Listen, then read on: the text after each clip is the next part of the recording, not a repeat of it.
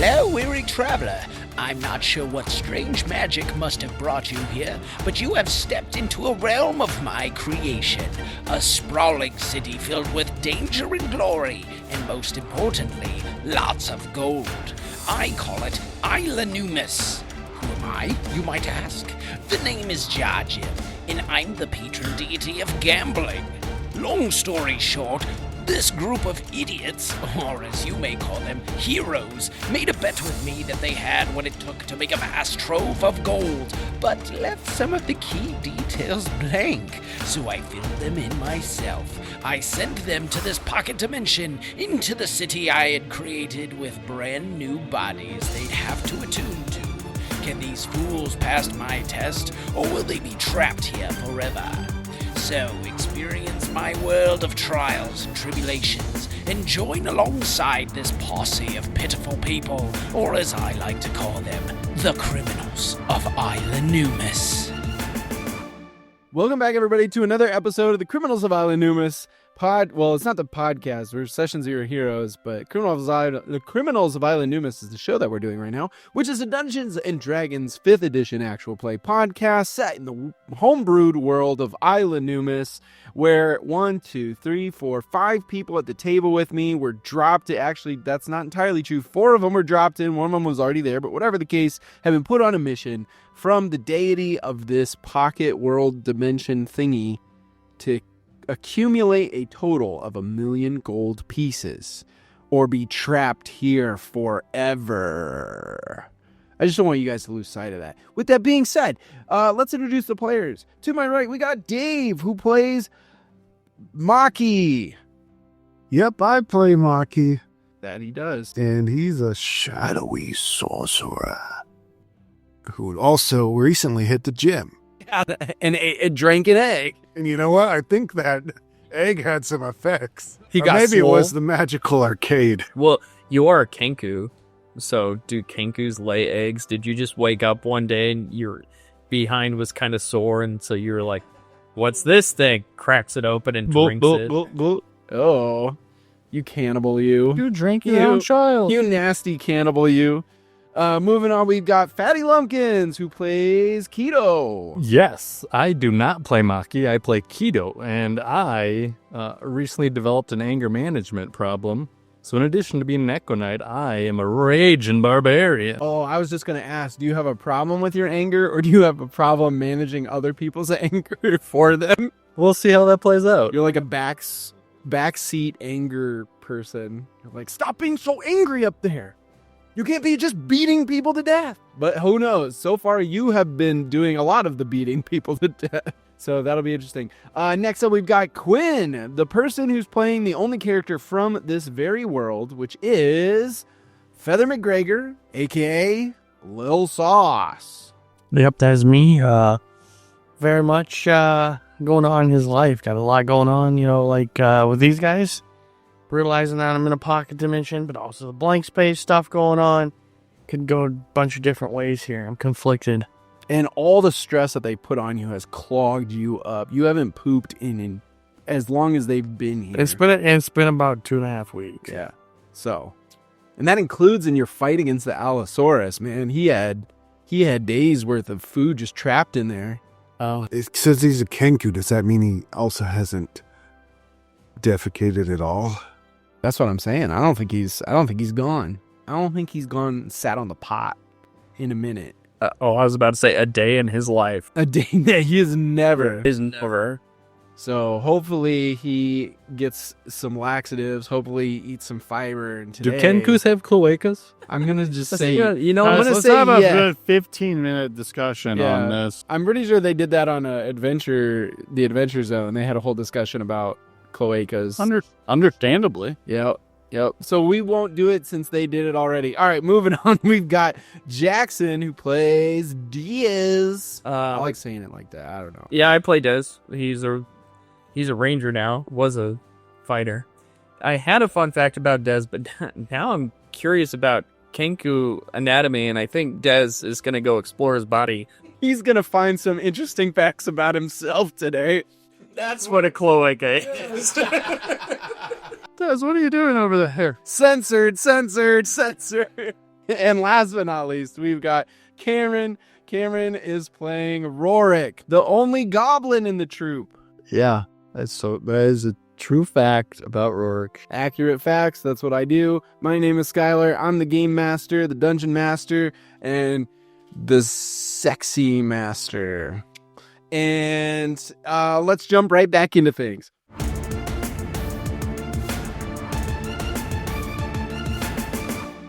All right, welcome back, everybody, to Criminals of Isla Numus. When we last left off, you guys had met with, fought, and killed Radicus, the sort of villainous leader of a group of scroungers who were out digging up bones in the local graveyards, bringing them back to Radicus, who was putting them onto a strange teleportation circle that was on this table that he had in sort of a secret room and sending them off to who knows who. And you guys decided to take the Rockie Talky that I have personally made overpowered by accident and put it on this same tablet, in which it disappeared to wherever everything else has allegedly been going. And you guys, I'm assuming, are stepping outside of Radicus's place. I'd like to argue that the walkie-talkie is not that overpowered. We're just a very creative bunch who have figured out ways to use it. I don't necessarily disagree. You do make a very fair point there. So you guys are stepping out of this facility. It's down by the docks, and you are looking out into the night sky. And sure enough, off in the distance, you see, not too far from you actually, you see a beam of light erupt into the night sky. Now, this beam of light is something that only you guys can see, as you guys kind of established at the beginning. The NPCs of this world, per se, cannot detect this light. They don't notice it. It doesn't shine for them. It was specifically attuned to you guys in your group. So, with the ability to see the light off in the distance, what are you guys doing? And we should go towards the light. No, don't go What are you towards the guys, light. a bunch of moths?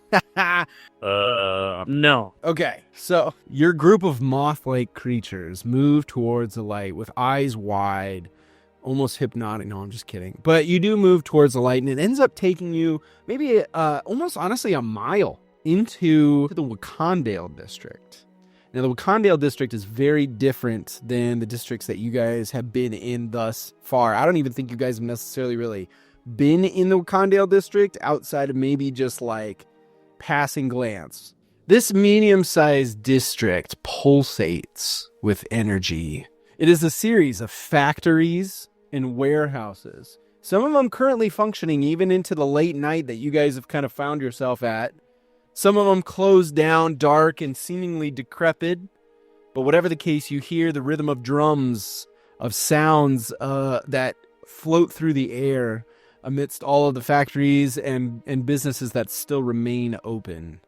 You hear powerful engines. You hear crowds of people and workers who are taking the night shift at these places. And as you follow this light, you are led to a warehouse. Just a massive building structure. Is that where the light is?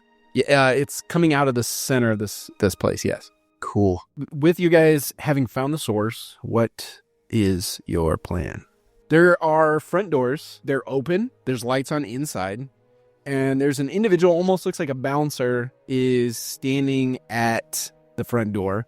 And from inside, you hear a lot of people talking. And you can kind of make out the sound of what almost sounds like a light... Like just kind of like not a chant per se, but kind of almost like like just an ongoing sort of hum tune almost. Is there a window that I can see? There are windows. They're probably a good 15 feet up off the ground though. This is like kind of a warehouse. So they're not like... How big of a building is it? Big building? It's pretty big. Yeah, it's a warehouse. And like this is... Okay, and we see the light coming up from like which part of it? You can see it coming out of the windows. You can see that the It's front kind door of is open. It's just kind of radiating out. Yeah, We don't know yeah. exactly where the rock is. On there. Right. Oh, you're saying the rock's light is just kind of... Yeah, it's just stemming from the roof. Not like it's on the roof, but like... it's blasting through the building. Is there like a line for this club? Club. I thought this was the warehouse. Well, it is a warehouse, but it kind of does. I mean, with the bouncer and the lights on inside and the people you can hear, the crowd you can hear, it kind of does actually feel a little bit like a club. The last warehouse we went to was also not a warehouse, but a giant lifting. Well, to clarify, what is a warehouse? You know, It's a just warehouse a is just giant a guy who storage turns place. into a house on a full moon. That's it. Jankster's right. Oh, Yeah. hey, he's got a point. I mean, it's just a big storage place. Whatever you're putting in the storage place and whoever's in there doesn't really matter. How you utilize the space is up to the owner. Right.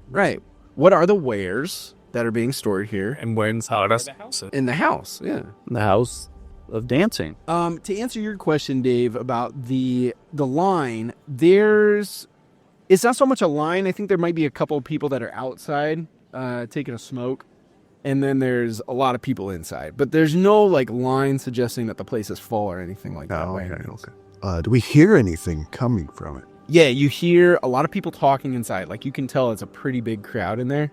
And then otherwise there's just like a soft kind of like rhythmic almost coming from inside. But it's like barely noticeable underneath the many people talking. Almost like a hum from like a machine or something like that. Or a humdinger. It's a real humdinger. Well, I say we just work our way inside. Let's see what the bouncer says. Okay. See what he says, and if we have to, we'll just kill him. I feel like that's what's going to happen anyways. Do you approach the bouncer directly or do you just try to like walk in? And I just walk up to the bouncer and be like, how much to get in? Have you never been here before? Nah, fam. Oh, well then, the Ascendants welcome you. And he holds out his hands as if to gesture you're free to go inside. Dang. As Dez walks by the bouncer, he pounds his chest twice and throws up a peace sign right at him, just to let him know that I'm cool with this neighborhood. He nods and he says, and to you too. Wow, thank you for welcoming us in. Oh, of course. Are you thinking of attempting to ascend today? Keto will clasp his hands together and bow. Okay. That action triggers aggro. Well, I hope that one of you is the chosen one. And he nods as you guys go inside. And as you step inside, you see there are a lot of people here, like tons of people. And they're all just kind of hanging out. They're all socializing at the moment amidst each other. Nobody's really doing anything, but essentially it's a big, wide open space. There's lights coming from the ceiling. There's a balcony area where you see some people have gone up to as well to kind of help make space on the main floor. And then at the very end, you see this big stage. And there's a big black curtain on the back end of the stage. Like the stage itself is open, but there's a curtain behind it. And you're inside. You can't see. I don't think you can see the light at the current moment. So, you guys are inside. There's people here. What are you doing? Does it look scary? I don't think any of you would find this scary. No. I don't think any of you have like any reason. Besides for the fact that Little Sauce said this guy's big and scary. Well, and the bouncer's outside. He didn't like follow you in. Oh, and we don't currently see the bones that were teleported here. Correct. Correct. You do not. I bet they're grinding them up and making them into tea. Oh, bone meal tea. That's kind of gross because those are humanoid bones right out of the graveyard. Do we see where the beacon is? No. Now that you're inside, you can't see the beam of light. Are there any pamphlets? Oh, that's a good question. Any promotional signs? Any weird hippies Posters, wearing kiosk, graphic vendors. T-shirts? There's definitely a lot of hippies wearing graphic t-shirts for sure, but none of them really seem to suggest any singular theme. I wouldn't say that there's anybody handing out pamphlets. What I would say is that the lights start to dim a little bit, and everybody just kind of gets quiet. And you see up on the stage as 3 cloaked figures shuffle slowly and rhythmically out onto the stage. Quick, get some seats, guys. The seminar's starting. And you look around and you realize that this is just standing floor. Like there's no seats here. Rorick sits on the floor. That's fair. I think there's probably a few people that do. You see like some older people. They I'm sit gonna go down. sit by them. Okay, you go sit next to the older. Uncomfortably close to them. Oh, okay. Oh, hello there, sir. Am I in? Did I make it in time? Oh, I think you're just in time. They're gonna see if they can find out who the chosen one is. Maybe it's me. Might be me. It could be you. And Rorick looks over at Keto and pats on the ground right next to him to sit down. Keto is going to put up his hood and then we'll proceed to sit down after. Are you gonna sit down next to Rorick? Yep. Can I roll a perception check to see if my best friend's here? Sure. My best friend, Gavin. Yep. It's a 7. Oh, no, absolutely. There's so many people here. 0% chance. So you're saying there's a chance? I'm saying if there's that many people here, the chances of him being here No. are Okay. high. So I'm gonna tell you something right now. As the DM, right? So when you guys roll, sometimes it's like, oh yeah, would this logically happen? And sometimes it's make the decision for me. So when you rolled, it wasn't a 7 to be like, do you see him? For me, it was a 7 of, is Gavin here? Nah, he's not here. Fair enough, he's not here.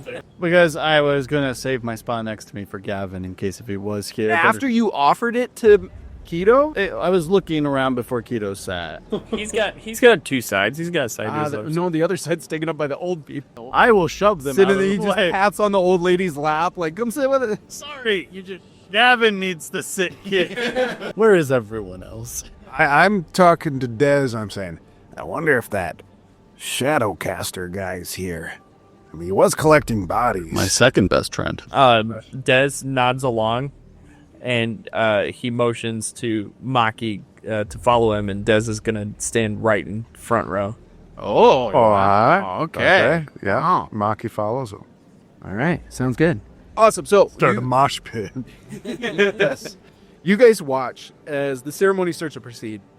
These three figures step out, and they each put their hand on each other's shoulders, or at least the two on the right and left of the center person put their hands on their shoulders. And they say, the one in the middle says, For those who have never been here before, welcome. We are the Ascendants. We are searching for the Chosen one who will ascend above all of us. To my left is the Oracle. and you see the Oracle just lifts their hand into the air, the one that's not on the shoulder. I am the Ritualist. And they hold up a stone, just this spherical stone. It literally just looks like a rock. Like, it's not like a fancy orb or anything like that. It just looks like it's just a plain old, very... Is it our stone? No, it is not your stone. There's no light beam coming out of it, and it doesn't... Your stone is honestly like just a jagged general rock. Also. Yeah. That's what you said theirs was too, right? It just, Oh, no. It does, Well, yes, Theirs it is smooth? But I mean, like, theirs is, yes, smooth and perfectly spherical. It's spherical! Like an egg. But not oblong like an egg. Like, just literally a ball. I was going to say, the ball of rock. Maki might start drooling in the front row. And then they motion over to the final individual and they say, And this is the Conservator. And the Conservator holds out what looks like a glass tube with a cork top. And they say, Together we shall find the Chosen One. And then back to the Ritualist, the person in the middle says, Who among you would like to find out if you are the Chosen One? Dez shoots up his hand. Rorick does too. It's so fast. And then he grabs Keto's hand and raises it as well. Oh, okay. And then the old lady also raises her hand. And then she looks at you like, oh, you did say that you were going to try. Let's see who they pick. Oh, me, pick me. And scattered around, there's a couple of other hands that shoot up into the air as well. Not a lot. Like, compared to the number of people here, it'd be like less than 1% of people raise their hand, including you guys. While our hands are raised, can I whisper to her, hey, by the way, what's the point of the Chosen One anyways? Oh, well, They're going to lead us into... And then she's interrupted as... You see the person on the stage, the Ritualist says, You. And points directly at the direction of you and the old lady. And the old lady kind of like looks at you. He lowered Keto's hand. Okay. And then she like kind of waves her hand and you see the hood on the hooded figure nods. So the old lady stands up. Dang it. She walks through the crowds and she approaches the stage. And you hear the first person, the Oracle, says, Do you agree to determine whether or not you are the Chosen One? and she says, I do. Place your hand in mine. So she places her hand in his hand, and you watch as they all three begin to chant. And some of the people in the crowd also kind of join in on this chant. And as the chanting begins, a light starts to emit on this old lady, an outline across her entire self that starts to center on the individual. And as it does, you can see this light starts to flow through her hand and into the hand of the oracle. And as it runs through the oracle, through their center to the other hand, and then it stops partway at the oracle, and it starts to swirl as it's all pulled out of the old lady. And you see, as it's pulled out of the old lady, she was already kind of like a little bit wrinkly and everything before, but as it's pulled out of the old lady, you see her just start to shrivel, almost like a raisin in the sun. And as this energy swirls through the robed oracle figure's center, he simply states, "This is not the chosen one." And you see what's left of the life in her face just kind of like droop as the energy flows through the oracle's hand to the ritualist, through the ritualist into the stone, and then to the conservator as it drains into the cylinder, the glass cylinder that he has in his hand. And he pops the cork back on it, and as he does, the old lady just drops to the ground and dissipates into dust. I knew it. I knew at the end of this, she would be into dust. I could feel it in my bones. And the ones that she doesn't have. You hear some gasps amidst the crowd. Probably mostly news people. I don't know about you guys gasping at this, what you just witnessed. Des has seen it 100 times. Oh, okay. All right. Over and over. It's the same deal. Yeah. I'd imagine Maki might have seen something like this 100 times with his cult background or something. You hear some gasps. The ritualist holds up the orb and says, "Be not afraid. Her soul will be used to power the chosen one once they are found. Is there any other individual who wishes to accept the test to become the chosen one?" Des raises his hand so fast. Before he was even done talking, as soon as he says, "Do any," he was up. Yeah. Oh, wow. Okay. I think we're about to fight. Rorick raises Keto's hand. Do you let it stay raised? Keto pulls his hand down. Rorick's hand is not up. That didn't look like fun. Keto does cast his echo, who does raise his hand. Oh, I like this a lot. The oracle points their hand out, and it starts to kind of like go across the crowd of the room, and it lands on Des. Yes. He celebrates a little bit. Yeah, he's giving high fives to people around him. They're high-fiving you back. They're like, "You might just be the guy. Yeah, I hope you're the one. I hope you're the chosen one." I'm him. I'm the guy. I'm the guy. Yeah, I'm Elijah Wood. Yeah.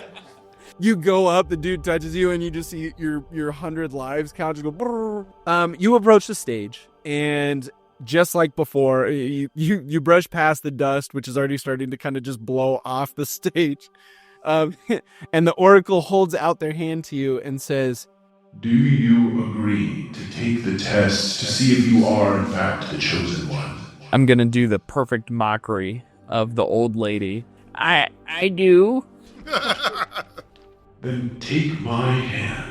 I feel like we're gonna have to shoot this guy with something here. So I'll take his hand. You take his hand. Cut it off and put it in my pocket. You take his hand, and as you do, again, they start to chant, and some of the people in the crowd start to chant too. And this is where he dies. Please create a new character. You see a light start to shine, but it's not the same color as the old ladies. The old ladies was sort of this like bright blue light that was almost like a light. So it was almost so bright a light that you almost didn't see the tint of blue to it. Yours has more of a red tone, and you see the connection that you make when you put your hand on the oracle's hand. There's sort of like a of this same energy, this red energy, almost like an electricity that's coming out of the connection. And the oracle pulls back their hand, and they say, "Your soul does not belong here. I'm the Antichrist. You are not the chosen one." But you are not of this world. I don't know who you are or where you came from. And they're whispering this. They're not saying this like out loud. Everybody else in the crowd is gasped at this because they've never seen this situation before. But this person is whispering this to you. They say, "Where are you from? Who are you?" You said we're on a stage. Yes. Is there a trapdoor beneath our feet right now? Do a perception check. Okay. Because, I mean, they're meant to be hidden. Well, not when you're standing on top. Like, I mean, I guess you'd feel... Just start jumping. Yeah. This thing feels a little flimsy here, huh? It just starts jumping. He just looks like a dude throwing a tantrum because he's not the chosen. I'm not the chosen one. Not fair. My mommy said. You're the girl from Veruca Assault or whatever. That's a 6. Can I use one of my luck points for him, or does it have to be me? I think it's only you, yeah, as far as I'm aware. And at the very least, I don't think you're close enough for it to apply. You look at your feet, you tap your feet, it just feels like solid wood as far as you're aware. Okay. Where are you from, and who are you? Des whips out his little chalkboard, but you said the lights are dim, right? Yeah, but I think there's enough light here. They're gonna have to really squint at this one. Des writes on his whiteboard, he says, "Wouldn't you like to know, weather boy?" What are you trying to... Are you messing with me? Des wipes off his whiteboard and writes, "I just want to know where my rock is." And the Oracle kind of looks over at the ritualist, and they're like, Are you talking about this rock? Yeah, Des shakes his head, "No, that's not my rock." I know not of what rock you speak. Draw a picture. Yeah, okay.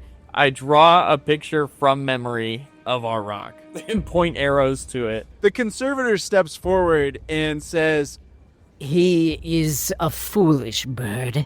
He wants his rock. It's probably just some shiny piece of trash that he found on the side of the road. Be gone with you, bird. Oh, Des pats at his pockets, and he pulls out one of his fuzzy balls from his bag of tricks and points to it like, the rock's supposed to look like this, and then he throws it to the ground, and that creates a big baboon. A big baboon. It's just gonna He's just gonna baboon all around the place. He just starts babooning on stage. It's babooning like that scene. You guys remember the Wild Thornberrys movie? Yep. It's that scene where they're just bouncing their red booties around and just twerking on stage. It's got a lot better. You see the three robed figures step back and they say, Adrian! It sounds like the baboon summoned it. The one guy looks at it and named it just immediately. That's an Adrian. Never seen anything more Adrian than that right there. That baboon. Adrian, you're not wanted. Off this stage. Get this Adrian out of here. I don't want to see this Adrian no more. No. Instead, you see an inch of it. It's always funny when I say like, "Oh, you guys know this guy." And you're like, "Oh." Is this yet another random guy we saw in a tavern? Not in a tavern. No. It was somebody that was pointed out, and I'm gonna explain who it was to you, and you're still gonna be like, "I don't remember that guy." It was the chick I got my cloak from. Yeah, no, maybe she was a terrorist. I'll just sit here and let you guys guess for a little bit. Was it NPC number 63? Was it the random lady I stole coins from in the casino? The old lady who attacked him in the casino. That was the old lady that just got disintegrated. You'll never get your revenge. Well, you did bite her leg, so I think you already got your revenge. It couldn't possibly be her because she would have recognized you 100%. I mean, you sat right next. So she's that old. Yeah, that's true. It's clearly the guy who was riding the horse carriage in the very beginning of this sessions. Isn't he dead? Well, he survived somehow. Oh, his wife and kids must be so happy. No, he suffered horrible burns. He's horribly disfigured. Skylar just pulls a Star Wars. Somehow, the carriage driver came back. Out steps this... Oh, I didn't write how tall he is, but he's freaking tall. He's like 7 foot tall. He leaves huge, heavy footsteps as he walks, which are probably even amplified by the fact that he's on a wooden stage. He has crazed eyes and wears sort of like a Mad Hatter-style top hat. And he, in the dim light from which you can see him, is a horrific visage. He has what look like almost staples in his lips. His Dimmadome. It's not Doug Dimmadome. He has pale white skin. He has 2 red, almost blood-like lines that run from the incredibly dark orbitals with 2 red lines running up to the top of his head that kind of disappear in the hat. He's wearing a almost blood orange suit coat or petticoat, and he has a the collar's up. He's got this bright red bow on, and underneath the bow, you see this sort of like a pressure dial on his upper chest. And as he steps forward, you vaguely remember him from the Minotaur races. Oh. He slipped on a banana peel. Yeah, near the finish right line. near the finish line. He was going to take like second. Yeah, yep. He was ahead. He almost won it, and then he slipped on that banana peel. Yeah, And it was hilarious. It was pretty funny. Roges. He probably doesn't remember. Oh, that's true. That's not true at all. But I digress. I don't think he associates you guys directly with the banana peel, right? He probably thinks the baboon did it. Oh, no. Oh, you might have a point. I sleight of hand a banana that I somehow had into the baboon's.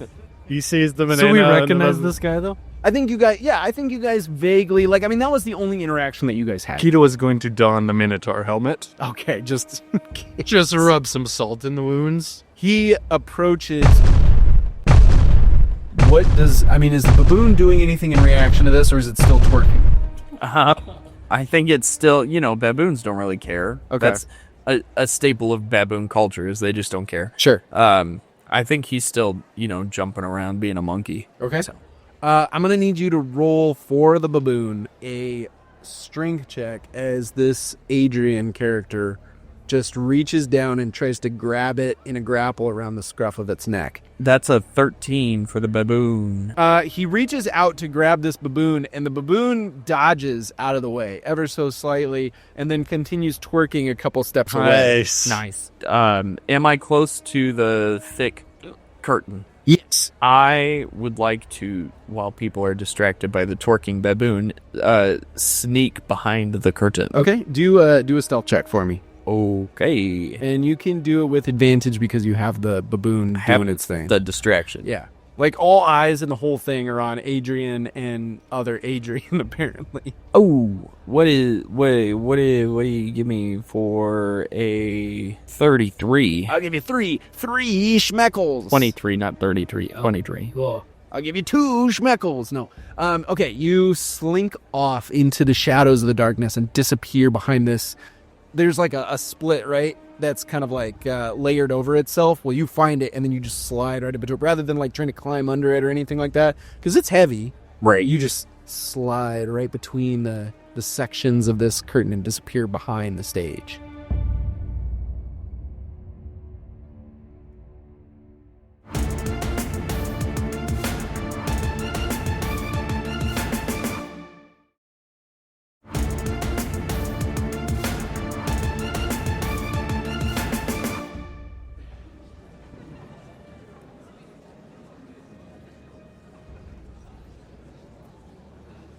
Sick. As you do that, the baboon is still twerking. Adrian, big Adrian, we'll call it that. Big Adrian and little Adrian, the baboon. Big Adrian approaches and he just goes to punch this baboon. There's a 14 hit. It does indeed. Oh, and then that would be a 24. How much health does he have? 3? Right? It's a baboon. It's just 3 HP. It's got 1d6 HP. He slams down with one fist, killing the baboon instantly. Just a blood mist. Decapitates him. There's a blood mist. It's already dead, laying there on the ground. Takes the other fist, just smashes it into it, just to add insult to injury. Not breaking the stage, surprisingly, with how hard he hit it, but just splattering the baboon into like sort of a circular thing of blood. He looks up, and the conservator just says, "Next time, with a little more tact, Adrian."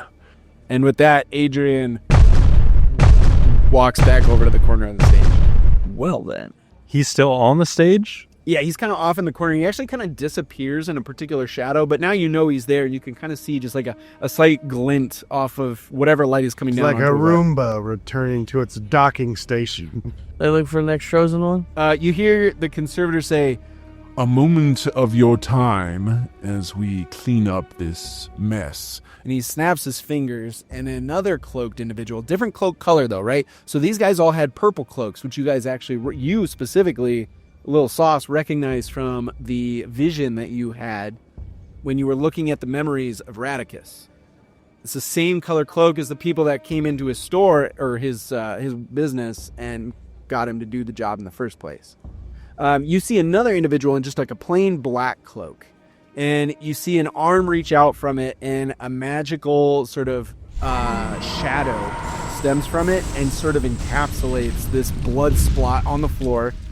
And as it he moves his arm, and as he does, the shadow itself moves as well, and it leaves behind no blood.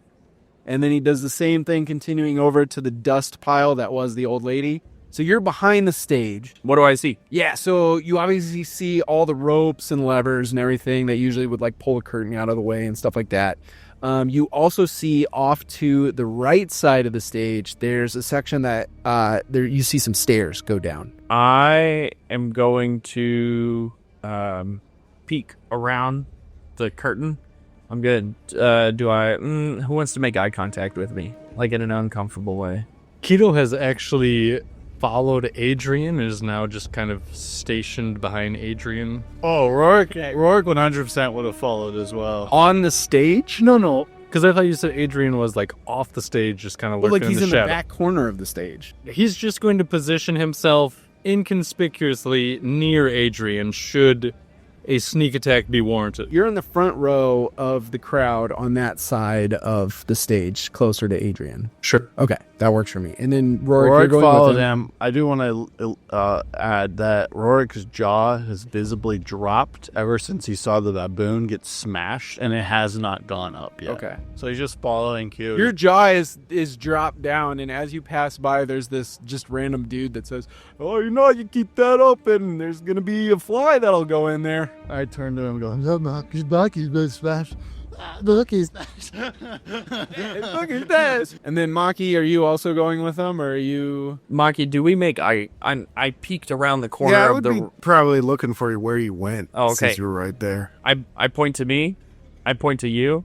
I make a little walking motion with my hands, and I say... I point left and right, and then throw up the number 2. And then I wave you to come behind the curtain. You get to interpret. I feel like everything up until waving him over to behind the curtain meant nothing. It doesn't matter. I tap my beak in acknowledgement. There you go. And then so what are you doing then? I look for a way to go around the side behind the curtain. Okay. So I make my way along the front row to the right side of the stage. Do you want to go to the opposite side? Yes, the opposite of Adrian. Of Adrian. Okay, yes. So you go over to the opposite side from Adrian. There are stairs, obviously, that people have been using. I'd say there's probably one set in the center. Most people use that when they're called up to potentially be the chosen one. Just go to the center set. But on either side of the stage, there's also stairs that lead up onto the stage as well. Is the stage like well built, or is it like a platform that's hollow on Oh the yeah, way? it's a fully built stage. Like this is a So permanent. it's fully enclosed. Yeah, really. yeah. I'm gonna wait until they call someone else up. Okay, yeah. I would say yeah. As soon as the mess is clean, the person in the black cloak kind of just disappears. Pretty much just disappears right there on stage. And some people are like, whoa. And then they say, Let us return to the ceremony. We must find the chosen one after all. and so they redo the ceremony asking for volunteers. There's a couple of people that raise their hand. I think the reset of the situation has kind of pushed some people to gain a little bit more bravery after what they saw with the old lady getting disintegrated, and then they were like, I don't know if I'm gonna raise my hand this time. Well, now they're like kind of like, oh, I kind of forgot about that already. You guys got my back. I'm gonna go up there. If anything goes down, you guys save Dude, me. these guys have already left, dude. No one's Where are near you you. at? No one's interested me. Yeah, you're just standing there amidst Yeah, the I'm gonna crowd. go ahead. I'm gonna go ahead. And You raise your hand? Yeah, I'm gonna So go. we're all the old people. We got your back, Sonny. So we're all gathered around, sneaking around, and we all turn and look at the stage, and we see little sausages climbing right up. No. They pick somebody else. No! You say that out loud. There's other people that say that every single time. Like, oh, dang it. Sauce has a death wish. Oh, I think you might be me. You stand there as you see this giant muscular dude get called onto the stage. But some of you were probably pretty dang sure that you saw him at the Beast's hideout, the Beast's headquarters. Like, you're like, I feel like I vaguely remember, like, passing glance noticing that guy. It wasn't anybody I've noticed, nobody that talked to you, nothing like that. But just this big ripped dude goes up onto stage. He's a tiefling, And he's just a jacked tiefling, muscles on muscles. Looks like Bane with devil horns and a tail. Anyway, he goes up there. He's going through the ritual or whatever. The rest of you guys, you've got Maki, who's trying to follow after Dez. Roll me a stealth check, also with advantage. 19. Okay, yeah. You slowly creep up on stage, keeping yourself amidst the shadows, possibly veiling yourself with some like subtle magic, with your knowledge of the shadows to allow you to slip all the way back to behind the curtain. And once you're back there, it's just pretty much you and Dez. So you guys unite in the back. What are you guys doing? Dez writes on his little whiteboard, chalkboard thing. Are the others coming? / did you get everybody else?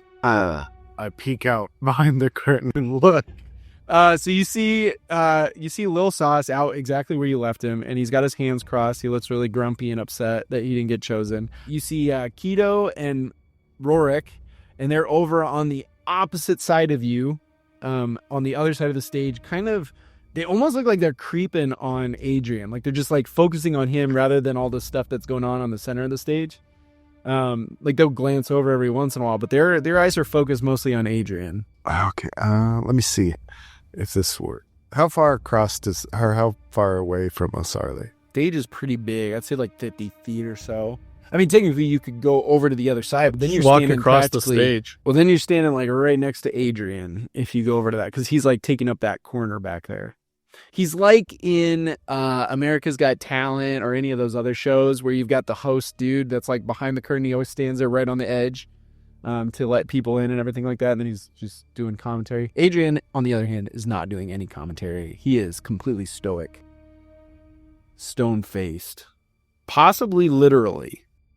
Do you think he ever wishes he was a game show host? Adrian? Yeah, Adrian. You ever think like this was his stepping stone into becoming the next host of AFV? Who knows? I mean, I could tell you because I made this character, but there's no reason you would know, so I'm not going to tell you. But he doesn't give off that vibe or anything? No, dude, he like, when I say stone face, I mean like he literally looks like a statue right now. Completely unemotioned, motionless, and his eyes are freaky AF. He's got one that's like gold, and it's got like a circle in the very center of it, and then the dot in the middle, and you can see it going like scanning the crowd. And then the other one is like a different shade of yellow, and it's got this purple center to it, and it's just glazed over. So is the curtain behind these guys standing on the stage? Yep. And then you guys are behind the curtain. Yep. Oh, okay. I just looked at Dez and I point over at them. I would say, well, they're over there. Do we need them over here, or should we just go to them?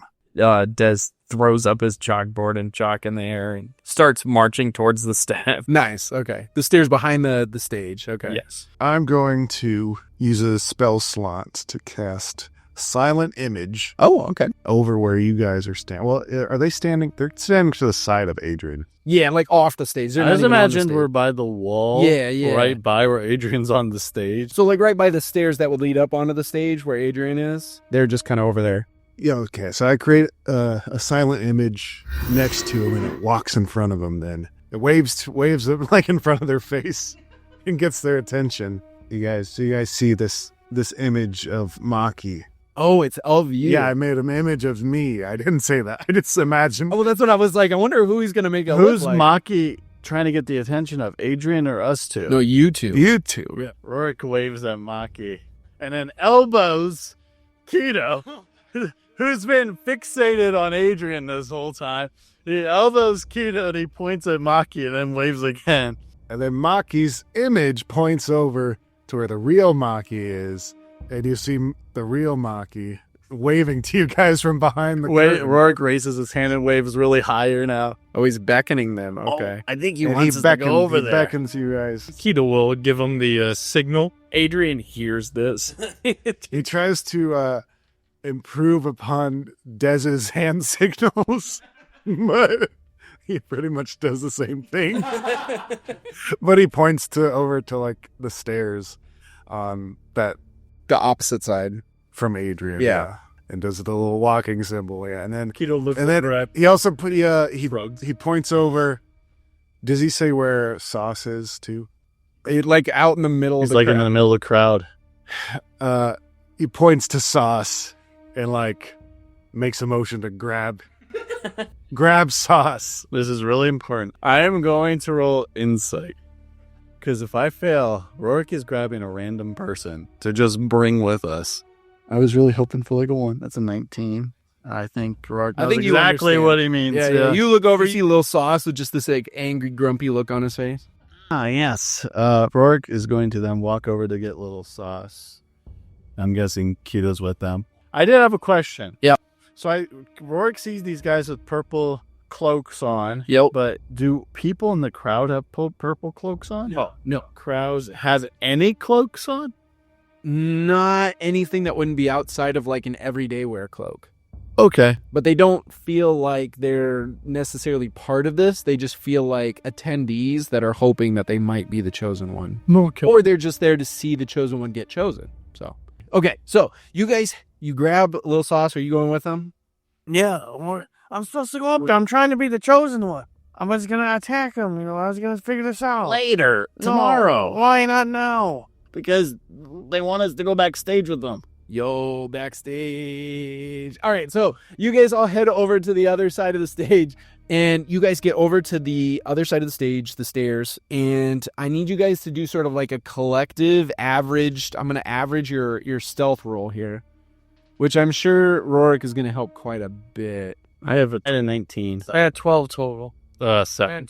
Round up, it'd be 19. It'd be 18.6. Yeah, no, that's okay. That's good enough. All right, you guys all managed to slink back behind the stage. I think there's a moment where anyone watching would see the conservator. Actually, nobody even watching would notice. I think just the conservator himself kind of like for a moment glances over to that side, but it's just as like Keto rounds the corner and then the I see his tail curtain just Does this little his wiggle. tail disappears behind the curtain and the curtain gently sets back into place, so he just kind of shrugs it off like nothing happened because he didn't see anything. So you guys are all now backstage. What are you doing? Dez is going down those stairs. All right, so you guys are going down those stairs. Is Dez going down those stairs? Hurry, Des already went down the stairs. We gotta go after him.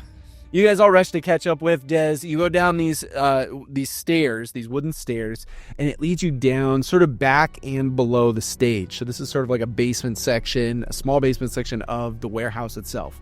And what you find down there is sort of like a big office, almost like a planning center. And you actually see there's a table in the center of all of this that has a map, a 3D map of the city on it. I want it.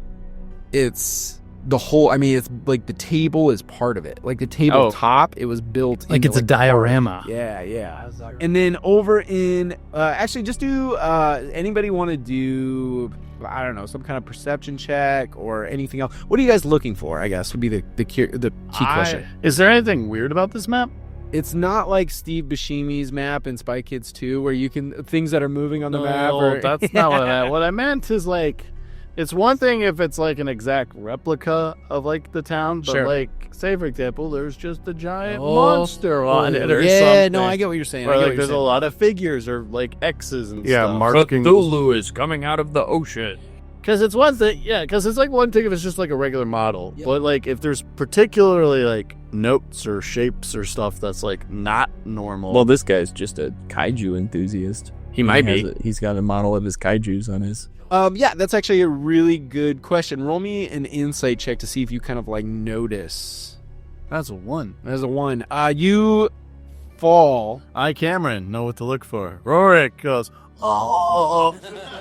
You as you're peeking onto the map, your hand slips on the wood and you fall, and one of the buildings that's particularly got a particularly sharp roof actually pokes you real good. It deals 1 point of damage. Thankfully, it was like your arm or something and not like an eyeball. Maki is going to take this opportunity to study this map for future reference. Yeah. Okay, so you get like a pretty good idea of like the sections of the different districts of the city. Anything in particular? Are you just trying to kind of memorize it so that you know where everything's at for the most part? Or Yep, just kind of trying to use my bounty hunting skills to remember what it looks like. Yeah. combined with my expert forgery skills. Sure. Oh, are you going to make a copy of the map or try to some extent? In a way, yeah. Okay. Dez is looking around the room. Can I see any signs of a spot that is claimed by like a clear leader of the group? Any kind of more ornate chair or a certain desk? And do I see the bones? Yes. I see the bones. You see a small pile of bones. They're on a table, and it sort of almost feels like a workbench. And as you look around the room, you actually notice there's 3 separate workbenches here. This one with the bones on it has a handful. It's got some shelves sitting up, kind of like, you'd see in your dad's garage, with the little, like, all the little peg holes, and that way you can adjust where your shelves are at and anything that would hang off of it. But instead of tools, you see a variety of different magical components. Little sacks with different salts or other powders or dried herbs or other things like that. And then next to it, there's this little pile of bones that are just sitting there, like, waiting for them to be used. Gotcha. Sacks and bones. Sacks and bones, man. Saxophones. And I will add, right next to that, you see a stone table with a sigil on it, and sitting atop of it is a rock that's emitting a small beam of light. Dez gasps and runs for the rock. My rock. Yeah, and now you have your Rockie Talky back. Sick. Well done. You guys did it. You got your Rockie Talky back. Nope, that's what we came here for. We'll leave. All right, see you guys. Is there anything else you guys would like to check for while you're in here? Also, I found a magical ritual table with some of the bones and magic components hanging on the wall. Yeah, but did you use the Rockie Talky to ask where the nearest frog is? Pretty sure you guys asked a question today. Maki is going to reach into his front pocket and pull out his monocle and adjust it on his To eye. magic detection mode. And he's going to click it and activate his detect magic. Okay. Yeah, so Keto will blow his whistle, and the Pink Panther song starts ringing out. this is always tricky with this because a lot of things in this room are glowing. The Rockie Talky is glowing. Things on each one of the players in here is probably something is glowing. The magical workbench is definitely glowing. The bones are glowing. And some of the alchemical materials that are on there might probably also be glowing. I think because they have inherent magical abilities, they too would also be magical in nature. You also notice the other 2 workbenches that are down here, both of which are actually very similar. They're right next to each other. In fact, they take up basically one whole wall. And they have a variety of what look like cogs and gears and things like that. And there's one particular thing that sits on that table that is glowing with a magical energy. Well, I move over to the table to investigate what's on it. Absolutely. There is, again, lots of like cogs, little metal components, things along those lines. But the thing that in particular is glowing is this little tiny, it's got a bulbous lower end, like almost like you cut a ball in half. So you have this like half cylinder or half sphere, and then you have a cylinder that comes out of it. And then the top has like 2 protrusions on either side, little like tiny cylinder protrusions. And then there's almost what looks like a little tiny pot lid on the very top of it. Is it like cylindrical? Yeah, for the most the part. shaft coming out Yeah, of it yeah. or whatever? Can I I don't know, does my monocle, is it the detect magic spell or? I thought I just showed the auras of magic items. It does say, while using this lens, you are under the effects of detect magic spell. So, yeah, so it would show you the type of magic that it uses, which would be transmutation magic. So, you now have some strange item of some kind that seems to be emanating transmutation magic has been used on it in some way, shape, or form. It's like this big, and for those that are listening at home, like, I don't know, like maybe a foot tall and like 3 or 4 inches wide, I don't know, with the diameter and all that kind of stuff. But I cast Mage Hand and I pick it up. Okay. Nothing happens to it. It doesn't seem to like react in any kind of way. You pick it up. There's maybe like a little bit of a clink as you feel like it's loose but connected. Like there's something inside that connects the whole thing, but it doesn't like, it's not tight to itself. That thing that looks like a lid, can I open it? Yes, with the Mage Hand? Yeah. So you use the Mage Hand to sort of grab the top of it, and as you do, it pops open.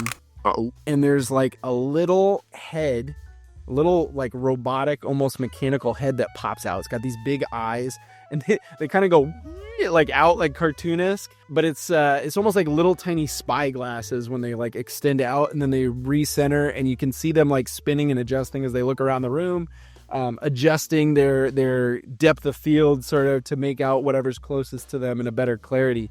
And it sees you. And as it does, you see two little wiry things come out of the two little protrusions on either side. And it's just these little wire arms, and it kind of like waves at you. And then it looks down and sees that it's floating in the air. And it's like, woo! Rorick's jaw drops again. Is this the dish robot from the movie Robots? It is kind of what I'm like imagining to some extent, actually. I'm glad I got there. But yeah, it is kind of similar to that, yes. Oh, hey, little fella. Hello!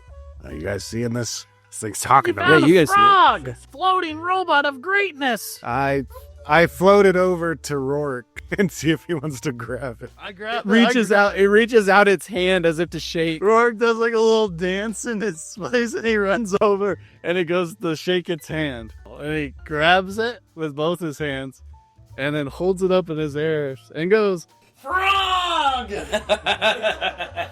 Des takes his writing utensil and writes on said robot F.R.O.G.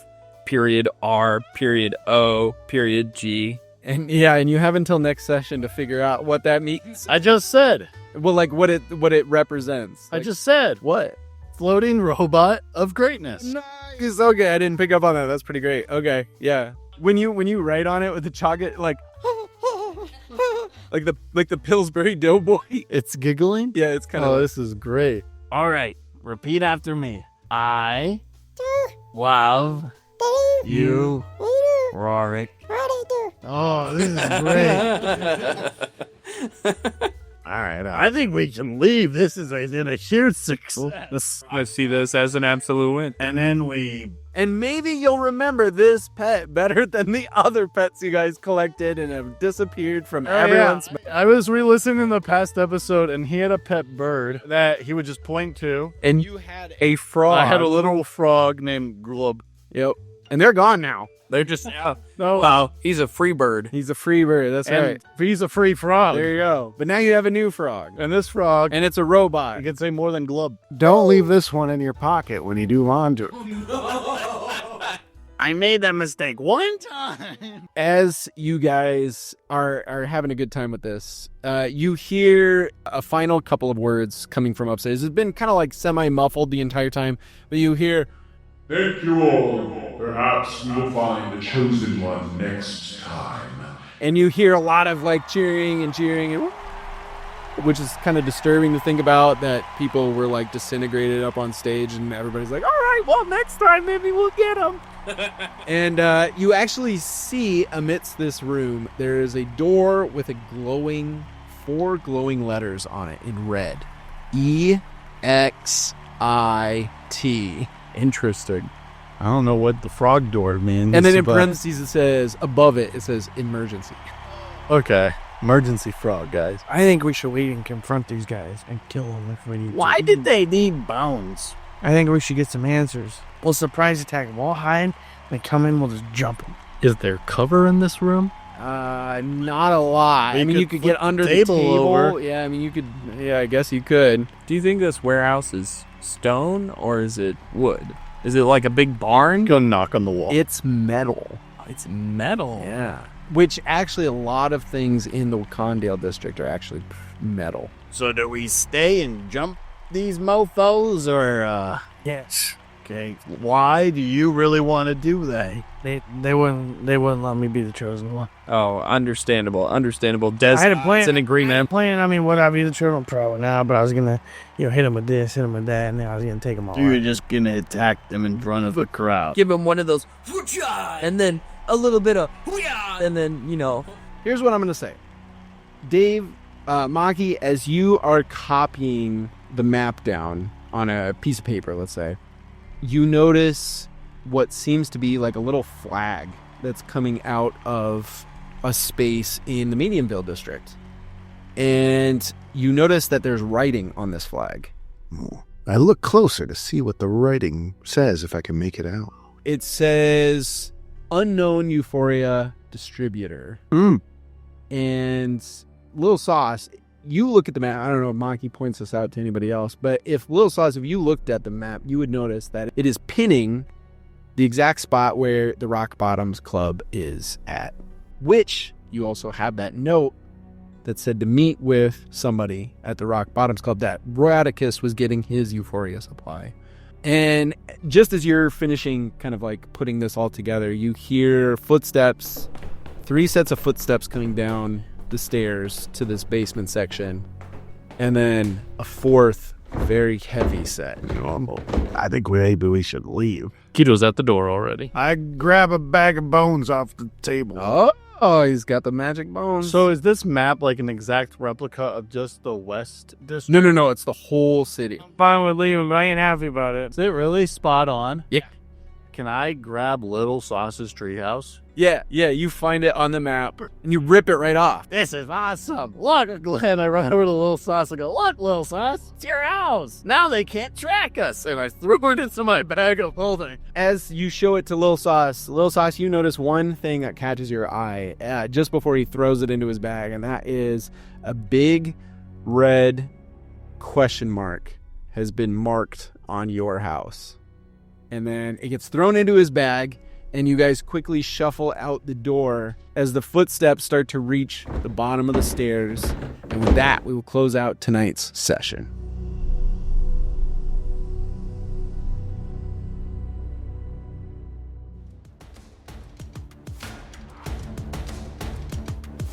Thank you so much for listening to Criminals of Isla Numus, a Dungeons & Dragons 5th edition actual play podcast set in a homebrew world created by me, Skylar Gorsuch.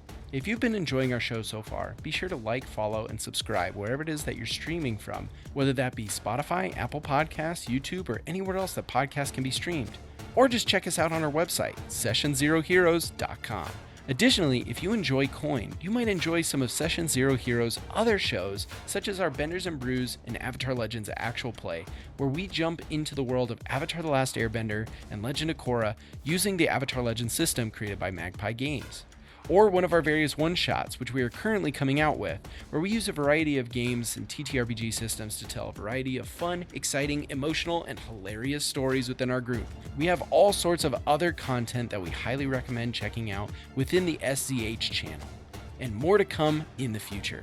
To find out more about what we do at Session Zero Heroes, and to keep up with a lot of the other content we produce and be made aware of future projects, shows, and content, be sure to follow us on social media on Facebook, X, Instagram, and Discord. These are all great ways to get in contact with our team, as well as to keep up to date with everything that we're creating and working on. We'd love to see you there.